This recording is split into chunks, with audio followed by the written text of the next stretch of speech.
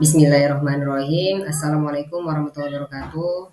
Di sini saya akan menyampaikan laporan laporan kuliah kerja lapangan Fakultas Syariah 2023.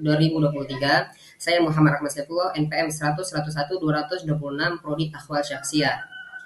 Di sini saya akan menyampaikan ada tiga bab. Bab pertama ialah tujuan dan manfaat KKL. Bab kedua mencakup sejarah instansi, struktur organisasi, dan demografi dari instansi.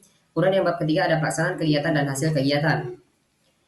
Yang pertama, tujuan dan manfaat. Tujuan KKL ialah membantu mahasiswa dalam mengenal dunia pekerjaan, khususnya dalam dunia praktek, memperoleh wawasan baru dan mengimplementasikan teori yang didapat di perkuliahan dengan praktek yang ada di lapangan. Kemudian yang ketiga, menambah pengalaman atau menambah referensi bagi mahasiswa jika ingin melakukan penelitian.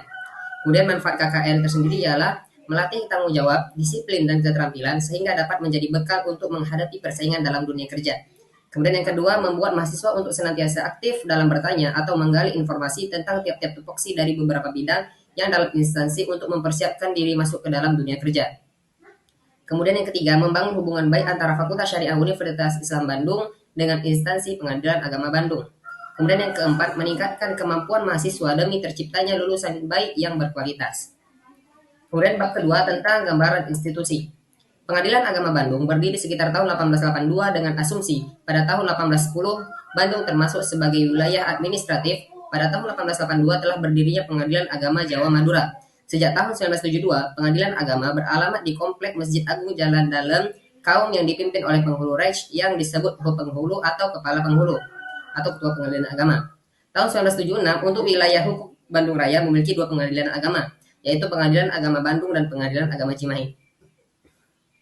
Seiring dengan berjalannya waktu, pada tanggal 11 Februari 2008, Bapak Ketua Mahkamah Agung Republik Indonesia, Bapak Bagirmanan, meresmikan gedung kantor Pengadilan Agama Bandung yang baru yang terletak di Jalan Santorusan Jakarta nomor 120 Antapani, Kota Bandung. Kemudian, dalam menjalankan fungsi dan tugasnya, Ketua dan Wakil Ketua Pengadilan Agama Bandung dibantu oleh para hakim dan juga dibantu oleh para panitera-panitera, sekretaris, dan staf-staf lainnya. Kemudian demografi Pengadilan Agama Bandung. Pengadilan Agama Bandung terletak di Jalan Terusan Jakarta nomor 120 Antapani Tengah, Kecamatan Antapani, Kota Bandung, Jawa Barat, kode pos 40291. Gedung kantor Pengadilan Agama Bandung memiliki luas tanah sebesar 2.444 meter persegi, luas bangunan 1.000 meter persegi 2 lantai, sehingga total keseluruhan luas bangunan 2.000 meter persegi. Letak gedung tersebut berada pada posisi yang strategis di pusat kota Bandung, di mana segala aktivitas administrasi pemerintah berada di lingkungan tersebut. Kemudian bab ketiga tentang pelaksanaan dan hasil kegiatan. Ringkasan pekerjaan yang saya lakukan ketika melaksanakan KKR ialah: pertama, membantu input data surat undangan keluar dan masuk di bagian resepsionis. Kemudian yang kedua, membantu input data gugatan mandiri. Kemudian yang ketiga, men-scan dan mengarsipkan berkas-berkas perkara.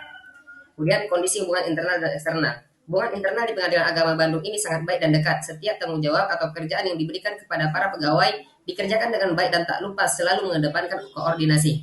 Perlakuan saling menghargai, ramah, dan saling menyapa pun penulis amati terjadi sangat baik antara pegawai satu sama lain. Komunikasi pun terjalin dengan baik. Komunikasi di antara rekan pegawai dengan penulis selaku mahasiswa yang sedang melaksanakan kegiatan kuliah kerja lapangan ini sangat baik. Kemudian yang kedua, selain hubungan internal, hubungan eksternal yang terjalin di Pengadilan Agama Bandung pun berjalan dengan lancar dan baik. Lihat dari melayani masyarakat dengan pelayanan yang ramah, hubungan pegawai Pengadilan Agama Bandung dengan masyarakat yang berperkara dan masyarakat setempat pun terjalin dengan baik. Pengadilan Agama Bandung juga komunikatif dalam penyampaian informasi dan pelayanan lainnya, baik itu kepada pegawai, masyarakat yang berperkara, pengacara maupun masyarakat luar.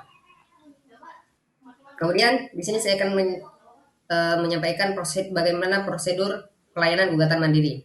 Langkah pertama, buka pada Google, kemudian ketik aplikasi gugatan mandiri. Setelah itu, klik tulisan gugatan mandiri. Adapun masuk gambar sebagai berikut yang terlampir pada PPT.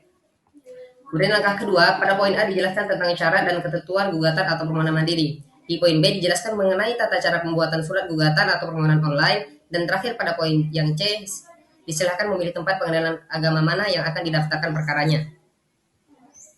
Kemudian langkah ketiga, pilihan menu pembuatan gugatan atau permohonan sesuai perkara yang akan diajukan.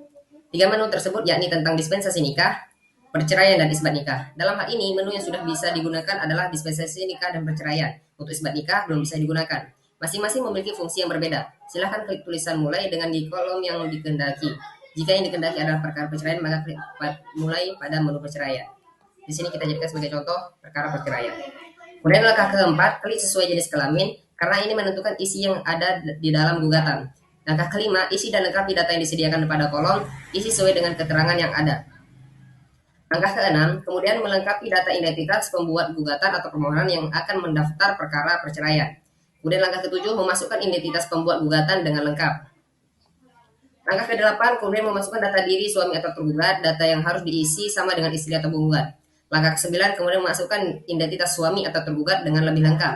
Langkah ke-10, mengisi identitas pernikahan sesuai di dalam buku nikah.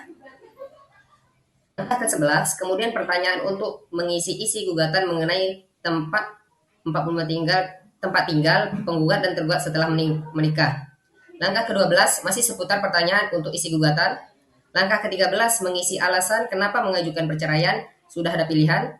Dalam pilihan tersebut penggugat atau pemohon dapat memilih sesuai apa yang menjadi titik masalahnya. Kemudian langkah ke-14 dipersilakan untuk membaca gugatan hasil dari pertanyaan-pertanyaan yang telah ada di aplikasi. Ketika ada yang salah, maka prinsipal bisa untuk mengubah isi gugatan tersebut. Langkah ke-15, bila ada tuntutan lain atau yang akan ditambah. Langkah ke-16, di langkah ini prinsipal bisa mengubah isi posita apabila ada kekurangan atau ada yang ingin ditambah. Hal ini difungsikan agar maksud prinsipal dapat tersampaikan di dalam posita atau isi gugatan yang telah dibuat. Langkah ke-17 merupakan langkah terakhir dalam pembuatan gugatan di dalam aplikasi gugatan mandiri. Penutup. Setelah 25 hari pelaksanaan kuliah kerja lapangan, penulis mendapatkan banyak pengalaman dan pengetahuan baru tentang peradilan, seperti mengetahui dan memahami standar operasional Pengadilan Agama Bandung, khususnya pada bagian resepsionis yang dikenal sebagai jembatan pertama atau garda terdepan dalam pelayanan kepada tamu kantor, di mana penulis diajarkan cara menangani pengunjung yang ingin mengajukan gugatan dan tata cara sikap saat memberikan informasi terkait dengan tujuan yang dikehendaki. Aktivitas sehari-hari pengadilan agama akan selalu berhadapan dengan pengunjung dengan karakteristik yang berbeda-beda. Oleh karena itu, penulis juga belajar bagaimana berkomunikasi yang baik dan benar agar tidak menimbulkan kesalahpahaman. Tentunya dengan belajar komunikasi, penulis dapat mengembangkan hubungan kerjasama yang baik dengan rekan kerja. Hal ini menjadi wadah baru bagi penulis saat memasuki dunia kerja. Mungkin itu saja yang dapat saya sampaikan. Mohon maaf atas segala kekurangan. Assalamualaikum warahmatullahi wabarakatuh.